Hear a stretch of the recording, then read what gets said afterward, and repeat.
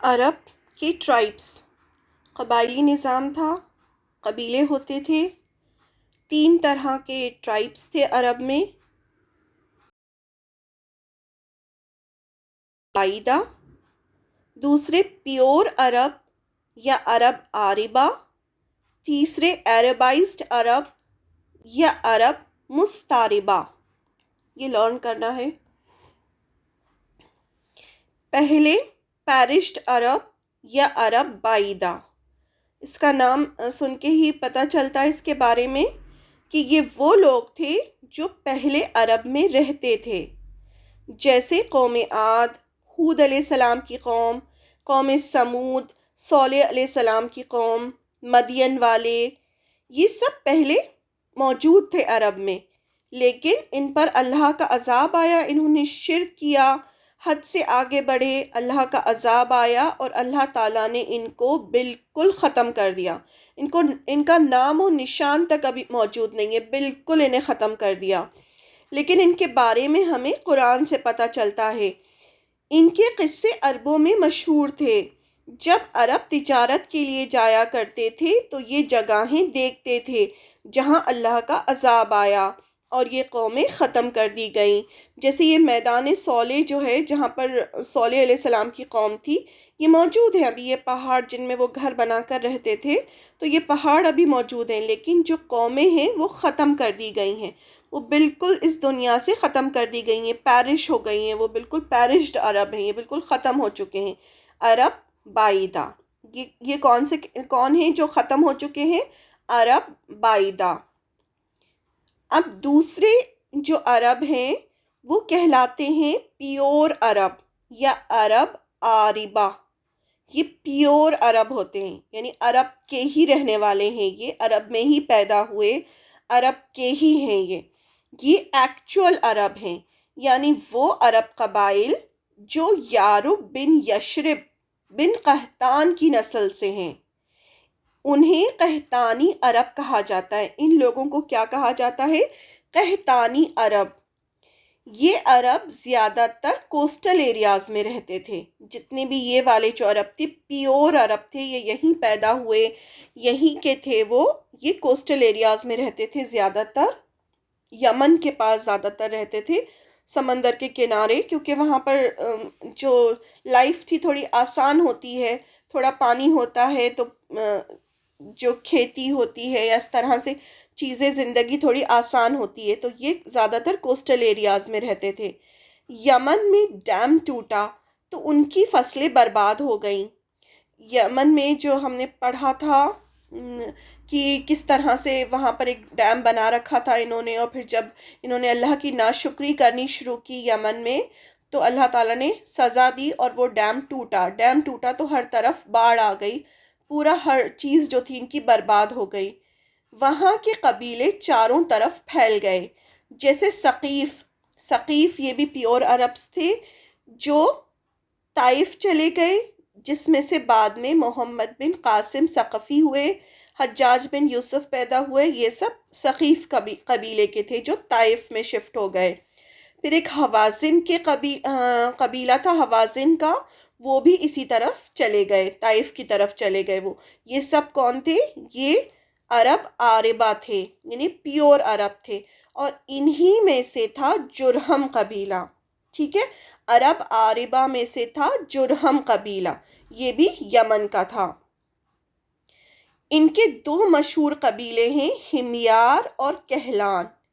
بس ہمیں اتنا یاد کرنا ہے، ہم بہت زیادہ ڈیٹیل میں نہیں جائیں گے، جس کی جتنی زیادہ ڈیٹیل ضرورت ہے میں صرف آپ لوگوں کو اتنا ہی بتا رہی ہوں۔ ہمیار اور کہلان، یہ 2 قبیلے ان کے بہت مشہور ہوئے۔ یہ کون ہیں؟ پیور عرب سے، عرب آربہ۔ اوس خزرج جو مدینے میں تھے اور اسلام کے بعد انصار کہلائے، یہ بھی پیور عربس تھے۔ ٹھیک ہے، کہلان نسل کے تھے اور یہ بھی پیور عربس تھے۔ اوس اور خزرج 2 بڑے بڑے قبیلے تھے جو مدینہ میں تھے، جب آپ صلی اللہ علیہ وسلم گئے تو پھر انہوں نے آپ کی مدد کی، انصار کہلائے، تو یہ انہی قبیلے میں سے ہیں۔ یہ سب جو بھی ہیں یہ سب پیور عربس ہیں، اور زیادہ تر یہ یمن سے آئے تھے، یمن میں رہنے والے تھے۔ اب 3rd قسم جو ہے وہ ہے عربائزڈ عرب، یا عرب مستعربہ. عرب مستعربہ یہ کون تھے؟ یہ وہ لوگ تھے جو ایکچول عرب نہیں تھے لیکن باہر سے آ کر عرب میں بس گئے تھے. عرب تو نہیں تھے وہ، لیکن وہ باہر سے آ کر عرب میں بس گئے تھے اور پھر پورا ہمیشہ عرب میں ہی رہے. وہ اسماعیل علیہ السلام کا خاندان اسی میں آتا ہے. انہیں عدنانی عرب بھی کہا جاتا ہے. اسماعیل علیہ السلام کی نسل سے ہی عدنان تھے، تو ان کے نام سے ان کو عدنانی عرب کہا جاتا ہے. اور یہ اسماعیل علیہ السلام کے سمجھیے نسل میں سے تھے یہ سب. ان کو عرب مستعربہ کہا جاتا ہے. ان کا سلسلہ ابراہیم علیہ السلام سے جڑتا ہے، اس لیے ہم شروع کہاں سے کریں گے؟ عرب جاہلیہ کو پڑھنا ابراہیم علیہ السلام سے ہم شروع کریں گے. ہم سب سے پہلے یہ عرب مستعربہ جو تھے ان کے بارے میں پڑھیں گے. کس طرح سے ابراہیم علیہ السلام مکہ شہر میں آئے اور کس طرح سے یہ لوگ جو عرب مستعربہ یہ عرب شہر میں آباد ہوئے، اسماعیل علیہ السلام اور پھر ان کی اولاد. یہ جو عدنان ہیں یہ 21 گرینڈ فادر تھے آپ صلی اللہ علیہ وسلم کے، عدنان. تو ان سب کو عدنانی عرب کہا جاتا ہے. اب ہم عرب مستعربہ سے ہی شروع کریں گے. اسٹوری آف پروفٹ ابراہیم علیہ السلام اینڈ اسماعیل علیہ السلام. عرب مستعربہ کو سمجھنے کے لیے ہمیں ابراہیم علیہ السلام سے شروع کرنا ہوگا. ابراہیم علیہ السلام کو اللہ نے اپنا دوست کہا، خلیل اللہ یعنی فرینڈ آف اللہ. ابراہیم علیہ السلام اللہ کے دوست کہلاتے تھے، خلیل اللہ کہلاتے تھے. تو ایسا کیا کیا انہوں نے کہ آج مسلمان، جیوز، کرسچن سب ان کو اپنا پیغمبر مانتے ہیں؟ تو ایسا کیا تھا ہم ان کے بارے میں شارٹ میں پڑھیں گے. پھر ڈیٹیل جب ہم اسٹوری آف ابراہیم علیہ السلام پڑھیں گے تب ہم ایک ایک ڈیٹیل پڑھیں گے. ابھی ہم صرف شارٹ میں پڑھ رہے ہیں کیونکہ ہم عرب جاہلیہ میں جو ابراہیم علیہ السلام کا اور اسماعیل علیہ السلام کا پارٹ تھا وہ دیکھیں گے. ابراہیم علیہ السلام ایشین عراق کے ار شہر میں پیدا ہوئے. یہ کہاں پیدا ہوئے تھے؟ عراق میں، اور عراق کے بھی ار شہر میں. یہ شہر دریائے فرات کے مغربی ساحل پر کوفے کے قریب ہے. دریائے فرات ہے، اس کے مغربی ساحل جو ہے اس پر اس کے کوفے کے قریب، کوفہ شہر ہے اس کے پاس ہے یہ ار شہر. وہاں پر یہ پیدا ہوئے ابراہیم علیہ السلام.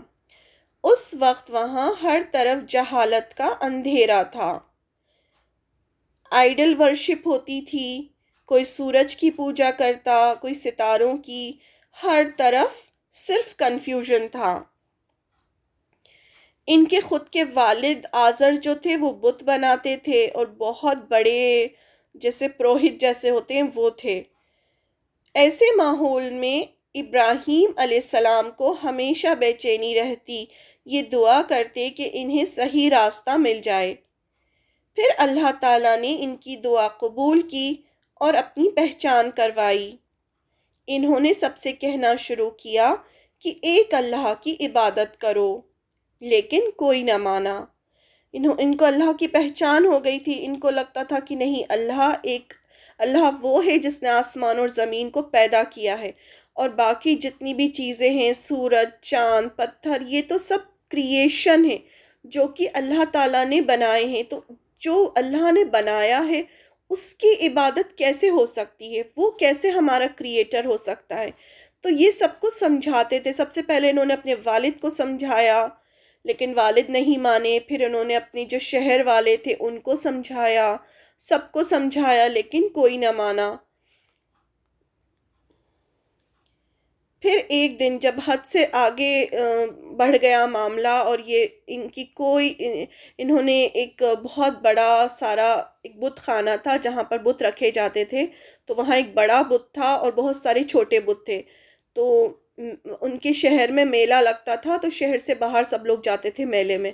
تو اس دن انہوں نے کیا کیا کہ سارے جو چھوٹے بت تھے ان سب کو کلہاڑے سے گرا دیا، اور کلہاڑا جو تھا بڑے بت کے ہاتھ میں رکھ دیا، تو اس طرح سے ٹکا دیا کہ جیسے کہ ایسا دکھائی دے رہا تھا جیسے بڑے والے بت نے سب چھوٹے بتوں کو مار ڈالا ہو یا کاٹ دیا ہو۔ تو جب سب لوگ واپس آئے تو سب نے جب دیکھا کہ اس طرح سے انہوں نے بتوں کے ساتھ کیا ہے، سب سمجھ گئے کہ انہوں نے کیا ہوگا کیونکہ یہی ہمیشہ مخالفت کرتے ہیں۔ تو پھر سب نے مل کے ڈیسائیڈ کیا کہ ان کو ہم آگ میں جلا دیں گے۔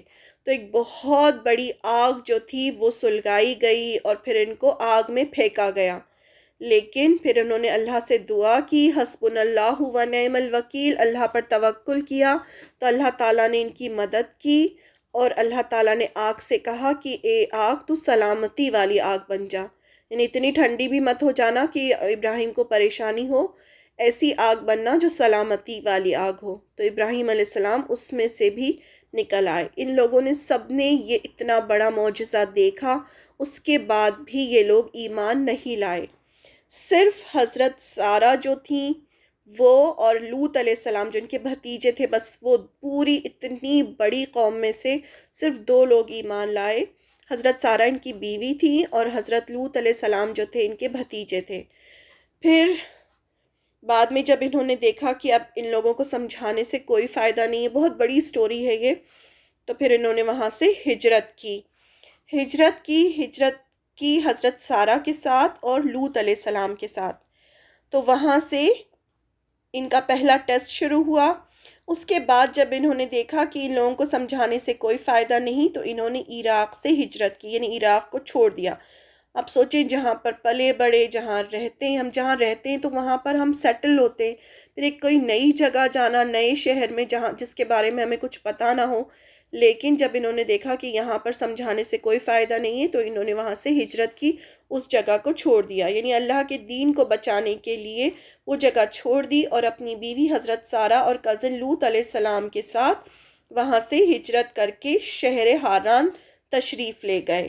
سب سے پہلے یہ ہران گئے، اور سے کہاں گئے؟ ہران گئے۔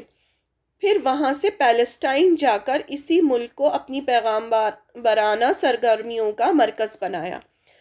اور میں پیدا ہوئے، وہاں سے ہران گئے، ہران سے پھر فلسطین گئے، اور فلسطین میں ہی جا کر پھر وہاں پر انہوں نے اس کو سینٹر بنایا۔ یہاں سے پھر وہ اپنی جو بھی جو پیغامبر کا کام ہوتا ہے دین کو پھیلانے کا، وہ یہاں سے شروع کیا، فلسطین سے۔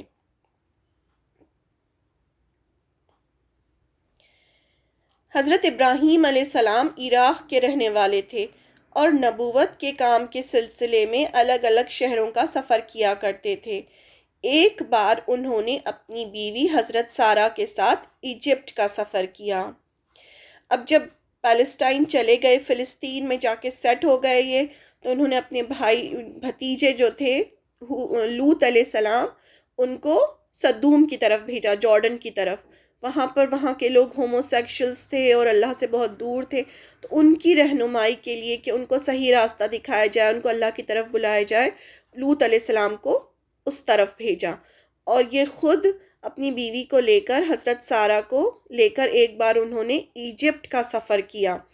رہتے کہاں تھے؟ اب یہ فلسطین میں رہ رہے ہیں، لیکن انہوں نے ایک بار ایجپٹ کا سفر کیا، مصر پہنچے۔ ایجپٹ کو مصر کہا جاتا ہے۔ جب وہاں پہنچے تو وہاں کے بادشاہ نے حضرت سارہ کے بارے میں غلط ارادہ کیا۔ وہاں کا جو بادشاہ تھا وہ اچھا نہیں تھا۔ اس نے جب ان کے بارے میں سنا، حضرت سارہ بہت زیادہ خوبصورت تھیں، جب ان کے بارے میں سنا تو ان کو بلوایا اور ان کے ساتھ غلط ارادہ کیا۔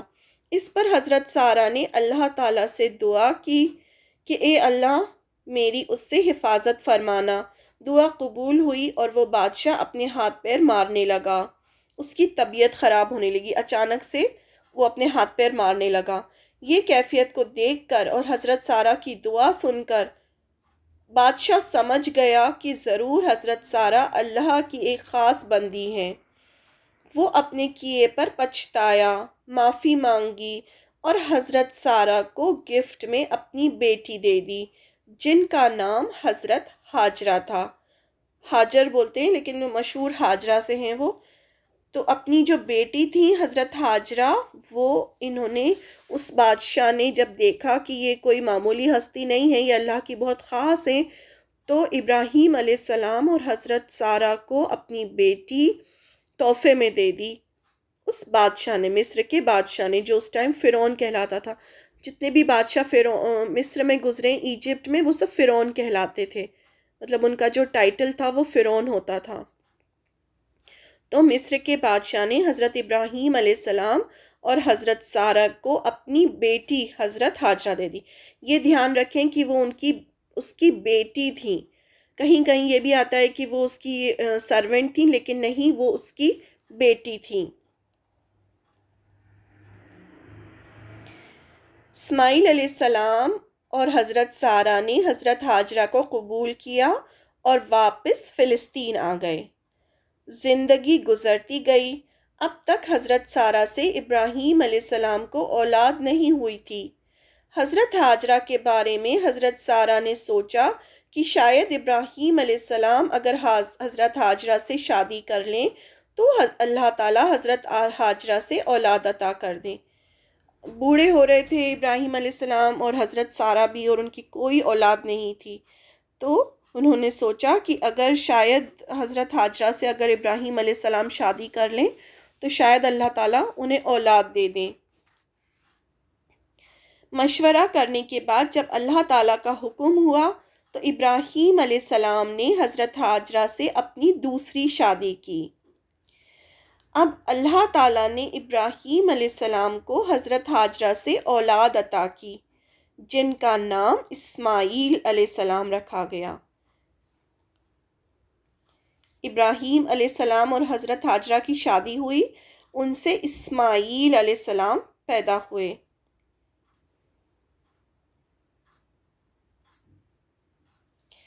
اسماعیل علیہ السلام کے ساتھ زندگی شروع ہوئی، لیکن اس بات پر حضرت سارہ کو غیرت آتی تھی کہ انہیں اولاد نہیں ہوئی اور حضرت ہاجرہ کو اولاد ہو گئی۔ جیلسی بگنز، اب عورت ہیں وہ، تو ان کو تھوڑا جیلسی فیل ہونے لگی کہ میری تو اولاد ہوئی نہیں، کیونکہ نیچرلی جب بچہ پیدا ہوا تو ابراہیم علیہ السلام کا دھیان بچے کی طرف گیا، تو ان کو یہ فیل ہونے لگا کہ اب میں شاید اتنی امپورٹنٹ نہیں ہوں، تو اس طرح سے ان کے اندر انسان تھیں تو انسانی جذبات ابھرنا شروع ہو گئے۔ اب اللہ نے حکم دیا، اللہ کا حکم آیا۔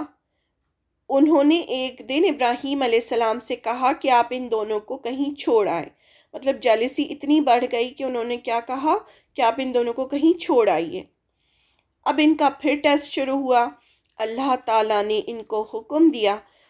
ابراہیم علیہ السلام کوئی بھی کام بغیر اللہ کے حکم کے نہیں کرتے تھے، تو اللہ کا حکم ہوا کہ اپنی بیوی اور دودھ پیتے بچے اسماعیل علیہ السلام کو مکہ چھوڑ آئیں۔ یہاں اللہ کا بھی حکم ہوا کہ ان کو جائیں اور آپ جا کر مکہ چھوڑ آئیں۔ آپ امیجن کریں بڑھاپے کی اولاد، ایک اولاد سے انسان کو کتنی امیدیں ہوتی ہیں۔ ابراہیم علیہ السلام کو بھی امید تھی کہ اب یہ میرا جو نبوت کا کام ہے وہ آگے بڑھائیں گے، اسی وجہ سے وہ اللہ سے دعائیں کرتے تھے کہ اللہ تعالیٰ مجھے اولاد دے دیں، اور جب اولاد ہوئی تو اللہ کا حکم آیا کہ ان کو چھوڑ آئیں۔ تو یہ ابراہیم علیہ السلام کے ٹیسٹ تھے جو اللہ تعالیٰ ایک کے بعد ایک ان سے لے رہے تھے کہ اللہ کا حکم زیادہ امپورٹنٹ ہے یا اپنی خواہشات یا اپنی محبت۔ تو جب اللہ کا حکم آیا تو انہوں نے کچھ بھی نہیں سوچا اور حضرت ہاجرہ اور حضرت ابراہیم علیہ السلام کو اپنے ساتھ لے گئے۔ کہاں؟ مکہ چھوڑنے کے لیے۔